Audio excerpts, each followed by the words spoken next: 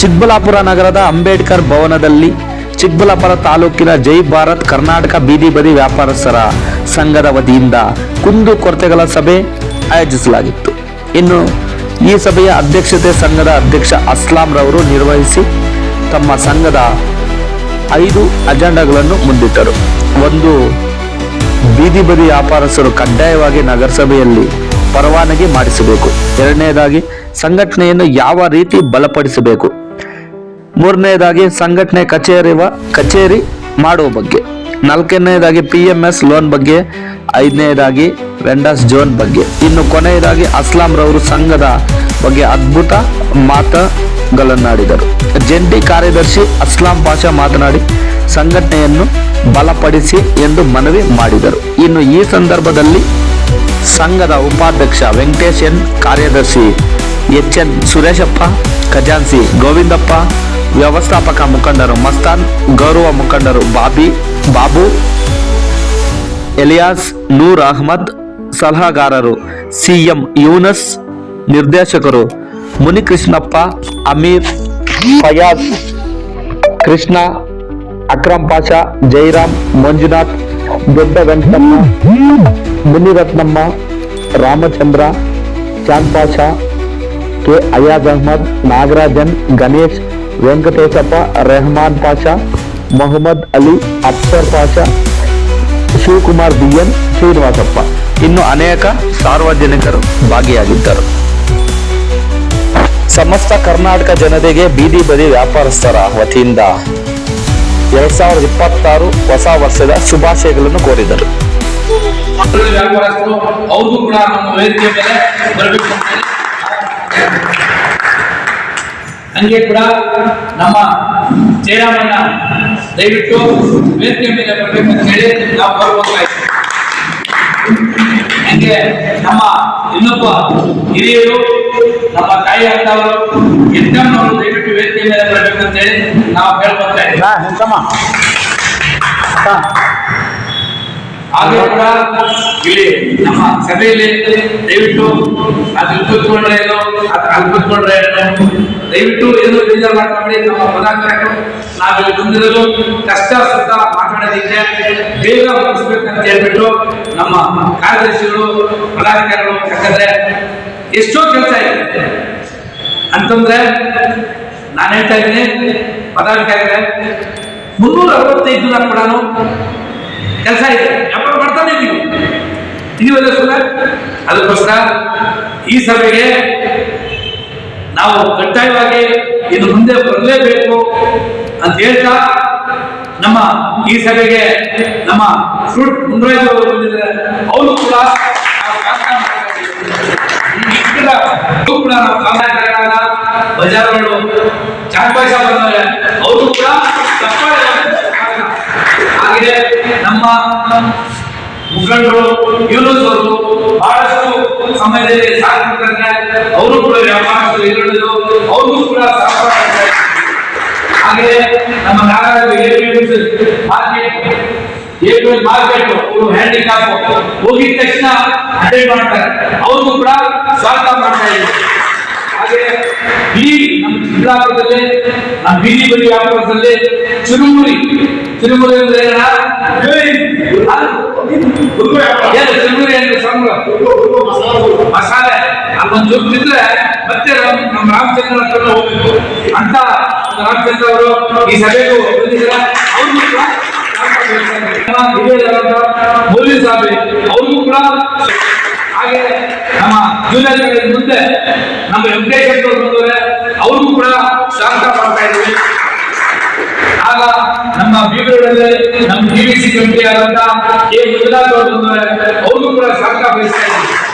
ಹಾಗೆ ನಮ್ಮ ವಿಶ್ವರಣ ಬಂದವರೆ ಅವ್ರಿಗೂ ಸ್ವಾಗತ ಬಯಸ್ತಾ ಇದ್ದೀವಿ.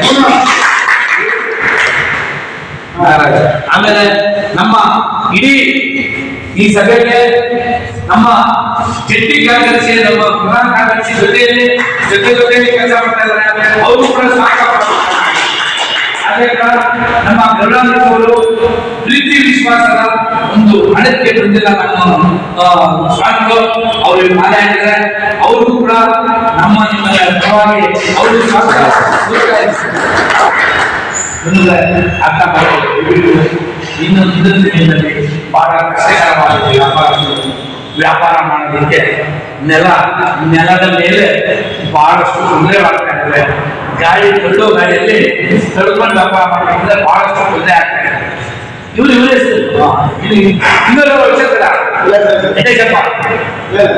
ಅದಕ್ಕೆ ನಮ್ಮ ಒಡನಾಡಿಗಳ ಜೊತೆಗಾರರು ನಮ್ಮ ಇನ್ನೂ ಮುಂತಾದ ಪದಾಧಿಕಾರಿಗಳು ಬಂದಿಲ್ಲ, ದಯವಿಟ್ಟು ಅವ್ರಿಗೂ ಸ್ವಾಗತ ಬಯಸಿ. ದಯವಿಟ್ಟು ಅರ್ಧ ಗಂಟೆನೆ ಪ್ರತಿಯೊಬ್ಬರು ಗಮನ ಇಟ್ಕೊಂಡ್ರೆ ಎಷ್ಟೋ ಸಂಪಾದನೆ ಮಾಡ್ತಾ ಇದ್ದೀರಾ, ಎಷ್ಟೋ ಕಳೀತಾ ಇದ್ದೀರಾ, ಅಲ್ಲಲ್ಲಿ ಕುತ್ಕೊಂಡು ಕಳೀತಾ ಇದ್ದೀರಾ, ವೇಸ್ಟ್ ಟೈಮ್ ಹೋಗ್ತಾ ಇಲ್ಲ. ದಯವಿಟ್ಟು ನಿಮ್ ಕೈ ಮುಗಿದು ಹೇಳ್ತೀನಿ, ಬೀದಿ ಬದಿ ವ್ಯಾಪಾರ ಸಭೆಗೆ ಕಡ್ಡಾಯವಾಗಿ ನಾವೆಲ್ಲ ಹಾಜರಾಗಬೇಕಿಲ್ಲ. ಕಡ್ಡಾಯವಾಗಿ ಹಾಜರಾಗಬೇಕಂದ್ರೆ ವಿಚಾರಗಳು ತಿಳ್ಕೊಳ್ಳಿ. ಆ ವಿಚಾರಗಳು ತಿಳ್ಕೊಂಡು ನಾವು ಏನ್ ಬೇಕು ಅದೆಲ್ಲ ಮಾಡಬಹುದು. 4 ಜನ ಕುತ್ಕೊಂಡ್ರೆ ಇಲ್ಲಿ 4 ಮಾರ್ಕ್ ಬರ್ತದೆ. 4 ಸಲಹೆಗಳು ಕೇಳುವ ಮುಂದಿನ ಹೆಜ್ಜೆ ನಾವು ಹಿಂದಿಟ್ಬೋದು. ಒಳ್ಳೆ ವ್ಯಾಪಾರ ನಾನು ವ್ಯಾಪಾರ ಮಾಡ್ಕೊಡ್ತೇನೆ. ಬೇರೆಯವರು ಏನ್ ಮಾಡ್ತಾರೆ, ಅದೇ ಜಾಗಕ್ಕೆ ನಿಮ್ ಗುಣ ಬರ್ತದೆ, ಅದೇ ರೋಡಿಗೆ ನಿಮ್ ಗುಣ ಬರ್ತದೆ. ಅವಾಗ ಏನ್ ಮಾಡ್ತದೆ ನೋಡಿ, ಬೇರೆ ತಾಲೂಕುಗಳಲ್ಲಿ ಬೇರೆ ಜಿಲ್ಲೆಗಳಲ್ಲಿ ಒಗ್ಗಟ್ಟಾಗಿ ನಾವಿರ್ಬೇಕು. ಈಗ ನಿಮಗೆ ಅಜೆಂಡಾ ಒಂದು ಏನು ಲೈಸೆನ್ಸ್ ಯಾರಿಗಿಲ್ಲ ಇಲ್ಲಿ. ನಮ್ಮ ನಗರಸಭೆಯ ಲೈಸೆನ್ಸ್ ಬೀದಿ ಬದಿ ವ್ಯಾಪಾರಸ್ಥರಿಗೆ ಇಲ್ಲಿ ಸೇರಿದಂತವರು ನಮ್ಮ ಪದಾಧಿಕಾರಿಗಳು ಇದೆಯಾ ಲೈಸೆನ್ಸ್? ಎಲ್ಲರಿಗೂ ಇದೆಯಾ? ಇದೇನು ಸಮಯ. ಆಮೇಲೆ ಆ ಲೈಸೆನ್ಸ್ಗಳು ಅಕ್ಕ ಪಕ್ಕ ನಿಮ್ಮ ಸ್ಟೇಟ್ಗೆ ಏನು ಮಾಡಿಸಿ. ನೀವು ಪುರುಸತ್ತಿಲ್ಲ, ನಮ್ಮ ಆಫೀಸ್ ಹತ್ರ ಕಳಿಸ್ಬಿಡಿ, ಇಲ್ಲಿ ನಮ್ಮ ಬಸ್ ಸ್ಟ್ಯಾಂಡಿಗೆ ಕಳಿಸ್ಬಿಡಿ. ನಮ್ಮ ಫೋನ್ ನಂಬರ್ಗಳು ನಿಮ್ಮ ಫೋನ್ ನಂಬರ್ಗಳು ಬರ್ಬಿಟ್ಟು ಯಾರೇ ವ್ಯಾಪಾರಸ್ಥರ ಮಾಡಲಿ ಅವ್ರಿಗೆ ಲೈಸೆನ್ಸ್ ಗುರುತಿನ ಚೀಟಿ ಕೊಡಿಸಿ. ಯಾಕಂದ್ರೆ ನೀವೊಬ್ಬ ಪದಾಧಿಕಾರಿ, ನೀವೊಬ್ಬ ಮೆಂಬರು. ಈ ಸಂಘಟನೆ ಹೆಸರು ಮೆಂಬರ್ಗಳು ನೀವು. ಇಡೀ ಭಾರತ ದೇಶದ ಕರ್ನಾಟಕ ರಾಜ್ಯದಲ್ಲಿ ಈ ಹೆಸರು ಎಲ್ಲೂ ಇಲ್ಲ. ಈ ಹೆಸರು ಬಹಳ ದೊಡ್ಡದು. ಯಾಕಂದ್ರೆ ನಮ್ಮ ದೇಶ ಯಾವುದು? ಭಾರತ ದೇಶ. ಅಲ್ಲೈತಾ ಏನ್ ಸ್ವಾಮಿ? ನಮ್ಮ ರಾಜ್ಯ ಯಾವುದು? ಕರ್ನಾಟಕ ರಾಜ್ಯ. ಕರ್ನಾಟಕ ಆಯ್ತಾ? ನಮ್ಮ ಜಿಲ್ಲೆ ಯಾವುದು? ಚಿಕ್ಕಬಳ್ಳಾಪುರ ಆಯ್ತಾ? ನಮ್ಮ ರೋಗ ಏನು? ಅಲ್ಲೈತಾ? ನೋಡ್ರಿ, ಈ ಸಂಘಟನೆ 10 ಲಕ್ಷ ನಾವು ನಿಮಗೆ ಷರತ್ತಾಗ್ತಾ ಇದ್ದೀವಿ. 10 ಲಕ್ಷ ರೂಪಾಯಿ ಕೊಟ್ಟರು ನೀವು ಅಲ್ಲಿ ಇಲ್ಲಿ ರಿಜಿಸ್ಟ್ರೇಷನ್ ಆಫೀಸಲ್ಲಿ ಈ ಸಂಘದ ಹೆಸರು ಕೊಡಲ್ಲ, ಈ ಸಂಘದ ನಂಬರ್ ಕೊಡಲ್ಲ ನಮಗೆ. ಅರ್ಥ ಆಯ್ತಾ? ತಿಳ್ಕೊಬೇಕು. ತಿಳ್ಕೊಂಡ್ರೆ ಬಹಳಷ್ಟು ವಿಚಾರಗಳಿದೆ ಅಂತ ಹೆಸರಿದು. ಹೈಕೋರ್ಟ್ ಲಾಯರ್, ರಾಜ್ಯದ ಬೀದಿ ಬದಿ ವ್ಯಾಪಾರಸ್ಥರ ಸ್ಟೇಟ್ ಗೌರ್ಮೆಂಟಿನ ಲಾಯರು APP. ಈ ಹೆಸರು ನಮಗೆಲ್ಲ ಬೆನ್ನು ತಟ್ಟಿದ್ದಾರೆ. ಈ ಹೆಸರು ಇಟ್ಟಿದ್ದಕ್ಕೆ ಏನ್ ಸ್ವಾಮಿ? ಅದಕ್ಕೋಸ್ಕರ ಇದರಲ್ಲಿ ಘಂಟಾಘೋಷವಾಗಿ ಕೆಲಸ ಮಾಡಿ ನೋಡಿ. ಸತ್ಯ ಸ್ವಾಮಿ, ನಾನು ಹೇಳ್ತಾರದಕ್ಕೆ ದಯವಿಟ್ಟು ನಮ್ಮ ವ್ಯಾಪಾರಸ್ಥರಿಗೆ ಮೊದಲನೇದು ಅಜೆಂಡಾ ಲೈಸೆನ್ಸ್ ನೀವು ಕೊಡಿಸಿ.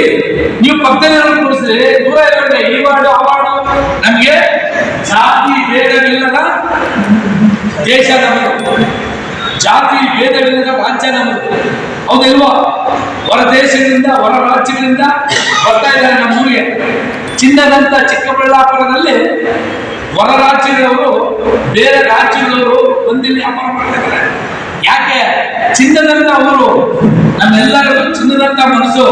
ಅಯ್ಯೋ ಅಪ್ಪ, ಅಯ್ಯೋ ಅಮ್ಮ ಅನ್ನೋ ಒಂದು ನಮಗೂ ನಮ್ಮ ಹೃದಯಗಳು ಅಂತಾದ. ಅವನು ಬರಲಿ, ಇವನು ಬರಲಿ, ವ್ಯಾಪಾರ ಮಾಡಲಿ, ಚೆನ್ನಾಗಿರಲಿ ಅನ್ನೋ ಒಂದು ಹೃದಯ. ಅದಕ್ಕೆ ಈ ಸಂಘಟನೆಯದು ಎದೆ ಹುಡ್ಕೊಂಡು ನೀವು ಕೆಲಸ ಮಾಡಿ. ನಮ್ದೇನು ಈ ಕೆಲಸಗಳಲ್ಲ, ಒಳ್ಳೆ ಕೆಲಸ. ಇಡೀ ನಮ್ಮ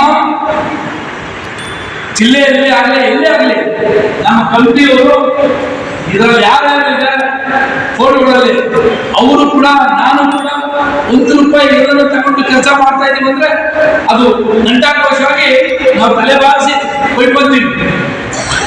ಅಂತ ಪ್ರಾಮಾಣಿಕ ಪದಾಧಿಕಾರಿಗಳು ನಮ್ಮ ಕಮಿಟಿಯವರು 50, 100, 500 ಸಾವಿರ ಖರ್ಚು ಮಾಡೋರು ನಮ್ಮ ಸಂಘಟನೆಯವರು ಒಳ್ಳೇದಕ್ಕೆ. ಅದಕ್ಕೆ ನಾವು ಸಂಘಟನೆಯ ನಮ್ಮ ಗುರುತಿನ ಚೀಟಿಯನ್ನು ಕೊಡಿಸಿ, ನೀವು ಕೊಡಿಸಿ, ಬಂದ್ರೆ ಡಾಕ್ಯುಮೆಂಟ್ಸು ಅವ್ರ ತಿಳಿಸ್ಕೊಳ್ಳಿ, ನಮ್ಮ ಹತ್ರ ಸೇರಿಸ್ತೀವಿ. ಅವರು ನಾವು ಹೋಗ್ಬಿಟ್ಟು ಮಾಡಿಸ್ಕೊಂಡ್ಬಿಡ್ತೀವಿ. ಯಾಕಂದ್ರೆ ನಿಮ್ಗೆ ಕೆಲಸಗಳಿರ್ತವೆ, ಆ ಟೈಮಲ್ಲಿ ರಾಜ್ಯಕ್ಕೆ ಹೋಗೋಕ್ಕಾಗಲ್ಲ. ಆಯ್ತಾ? ಆಮೇಲೆ ಎರಡನೇದು ಸಮಯ 1 ನಿಮಿಷ.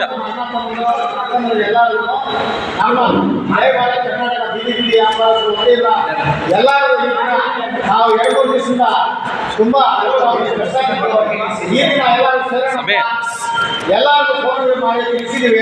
ಅವರೆಲ್ಲ ಅಂಗಡಿ ಹೋಗಿ ನಾವೆಲ್ಲ ತಿಳಿಸಿದ್ವಿ. ನಾಳೆ 3 ದಿನ 4 ಗಂಟೆ ನಾವೆಲ್ಲ ಸೇರಿ ಏನಿಲ್ಲ ಎಲ್ಲರೂ ಮಾತಾಡೋಣ ಅಂತ ಹೇಳ್ಬಿಟ್ಟು ಈ ದಿನ ಕಾರ್ಯಕ್ರಮ ಇಟ್ಕೊಂಡಿದ್ವಿ. ಎಲ್ಲರೂ ಬಂದವರ ಕೆಲವರು ಬಂದಿಲ್ಲ. ಈ ದಿನ ಸೇರಿರೋದು ಉದ್ದೇಶ ಏನಂದ್ರೆ ನಾವು ಮುಂದಿನ ದಿನಗಳಿಗೆ ನಮ್ಮ ಕಷ್ಟಗಳು ಏನಿದೆ ನಗರಸಭೆಯಿಂದ ಆಗಲಿ ನಮ್ಮ ಅಧಿಕಾರಿಗಳ ಹತ್ರ ಹೋಗಿ ನಮ್ಮ ಏನೇನು ಕಷ್ಟಗಳಿದೆ ಎಲ್ಲ ಪರಿಹಾರ ಮಾಡೋಣ. ಅವರ ಸಮಸ್ಯೆಗಳು ಏನಿದೆ ಈ ದಿನ ಅವರು ಮಾತಾಡಿ ಅಂತ ಹೇಳ್ಬಿಟ್ಟು ಈ ಸಂದರ್ಭದಲ್ಲಿ ನಾವು ಬಂದವರ ಕೆಲವರು ಬಂದಿಲ್ಲ. ಆದರೆ ಬಂದಿರೋರು ಎಲ್ಲರೂ ಮನಸ್ಫೂರ್ತಿಯಿಂದ ಯಾವ ಮನಸ್ಫೂರ್ತಿಯಾಗಿ